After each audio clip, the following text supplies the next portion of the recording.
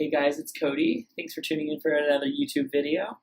Now, this week I got to do something really, really fun. I got to go see Katy Perry in concert, the Witness Tour, and right off the bat, I mean, my friend really wanted me to go, and I've seen Katy Perry twice. I saw her before I don't even know if she must have done like a One of the Boys tour, her first record, and I never saw that because the first time I saw her, which was at Warped Tour in 2008 or 2008, it was so awful. Like, I was so disappointed because I Kissed a Girl. Like, I am like, from the beginning, since the first time I ever heard a Katy Perry song, I was a fan, and I followed her career very closely. I got to meet her after she did, no, it was before, I think it was before she went on stage.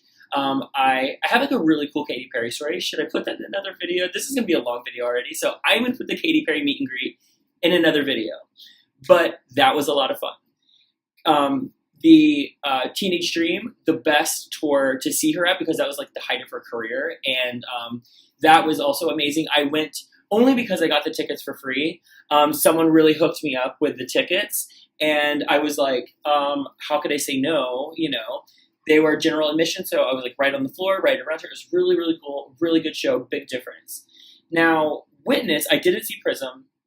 Witness is getting a lot of flack. It's like her worst album, blah, blah, blah, blah, blah. It's like she took a turn in her career, and she went in a different direction musically or artistically, and I really respect her for doing that.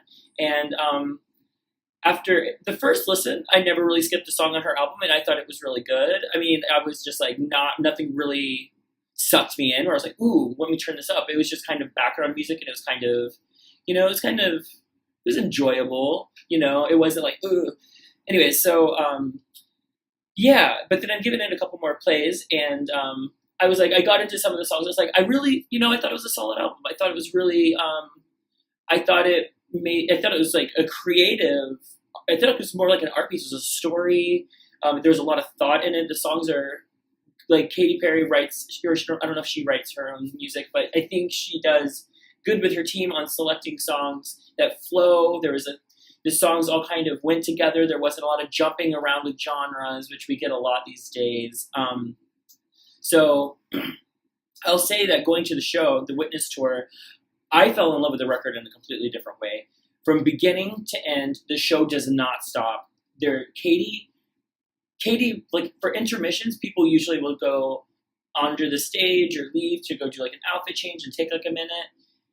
Katy only did that one time, and it was like 2 or 3 minutes. It was like just the length of a song, and then she had a crazy artistic dancer. One time, she was on stage for 2 straight hours. She gave it her best. She said she had a lot of family. She's from LA or Santa Barbara, so she's from the area. I feel like she did a really good job for everybody. I'm biased for Gaga. Gaga's tour that I saw this year, Joanne, was phenomenal. It was moving. It was just different than Katy's.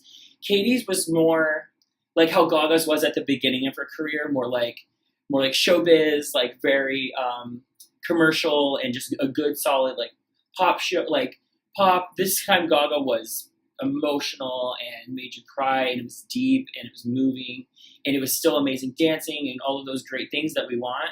But Katy really Katy really put on a fantastic show. I mean, I was amazed. I had so much fun. And it was definitely, aside from Gaga's, I would say it's the best concert or show or whatever you want to call it. It's the best one I have seen. And I see a lot of shows. It's the best one I've seen in years. It was phenomenal. I mean, her voice sounded great. Her dancing was great. Her outfits were great. I mean, the transition between each song was like, it was perfect. Everything flowed. There was no awkward moments in the show. She creates funny, awkward moments. She's got a great personality. She's really learned she is the best of the business. Like, she has learned how to get her shows. Britney Spears doesn't even do it as good as she does. Like, she puts on a damn good show. She reinvented all of the songs where it was new and fresh and fun. Some of them even sounded like they should have been the actual versions of the song. It was like so good that way. And the song arrangement, the song selections, all the songs she picked, it was really Witness heavy. I would have appreciated, my only critique would be, but it was like, there are no critiques. It was perfect all the way through. Each song, I was so happy with each song just because it fit. It fit. I wasn't even a fan of some of them until it was coming together. I was really, really happy. But the songs that I kind of missed my own B-side type songs that were on the other albums that I kind of wish I could have heard or seen live. But then it's like, what would it have replaced? Like, the songs that were there needed to be there. It just all made sense, and it was great. So the arrangement, good song selection was on point.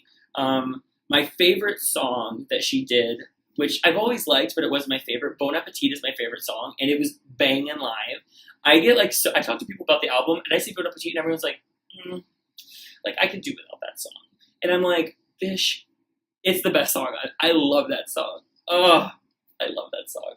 It's my jam. It's such a good beat. It makes me want to. But my favorite song live this time, it was so much fun.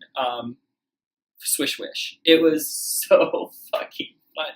It was so attitudey, and it was so much. She was just lively, and like just the props on this show are through the roof. There must be so much money in the show.